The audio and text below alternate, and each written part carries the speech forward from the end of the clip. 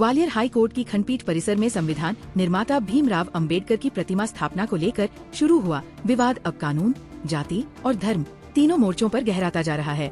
9 महीने पहले शुरू हुआ ये मामला अब सिर्फ अदालत की दीवारों तक सीमित नहीं रहा, बल्कि सोशल मीडिया से होते हुए सड़कों पर उतर आया है।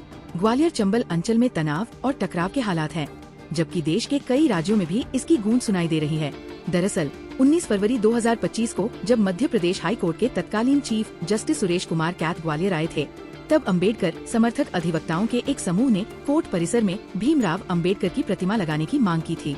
चीफ जस्टिस ने मौखिक सहमति दे दी थी, जिसके बाद पीडब्ल्यूडी ने प्रतिमा के लिए मंच बना दिया और वकीलों ने चंदे से 10 फीट ऊंची प्रतिमा तैयार करवा ली। लेकिन इस पूरी प्रक्रिया की जानकारी न बार एसोसिएशन को दी गई, न ही अन्य सदस्यों से सहमति ली गई। यहीं से विवाद की चिंगारी भड़की, जो अब आग बन चुकी है। विरोधी पक्ष ने अंबेडकर की प्रतिमा स्थल पर राष्ट्रीय ध्वज स्थापित कर दिया और फिर संविधान निर्माता के रूप में BN राव का नाम आगे बढ़ाया।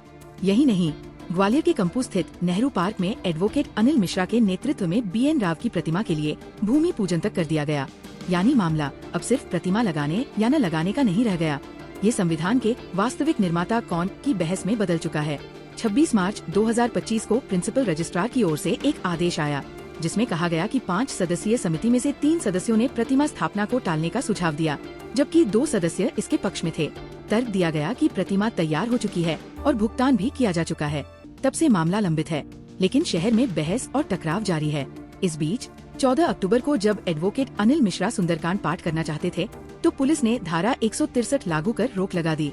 मिश्रा पक्ष ने CSP हिना खान पर सनातन विरोध का आरोप लगाया, लेकिन हिना खान ने मौके पर जय श्री राम का नारा लगाकर भीड़ को शांत कर दिया। हालांकि इसके बाद विवाद ने नया मोड़ ले लिया। अब ये संविधान निर्माता की बहस से बढ़कर नीला बनाम भगवा यानी अंबेडकर समर्थक बनाम सनातनी खेमे का रूप ले चुका है। दोनों गुट एक दूसरे को खुलेआम चुनौती दे रहे हैं। इस पूरे विवाद में सबसे दिलचस्प बात ये है कि प्रतिमा आज भी हाई कोर्ट परिसर में नहीं लग पाई है। वह फिलहाल ग्वालियर के प्रतिमाकार प्रभात राय के स्टूडियो में कड़ी सुरक्षा में रखी गई है।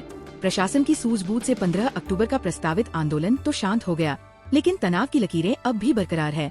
वकीलों के दोनों गुट जल्द ही नए सिरे से आंदोलन खड़ा करने की तैयारी में हैं।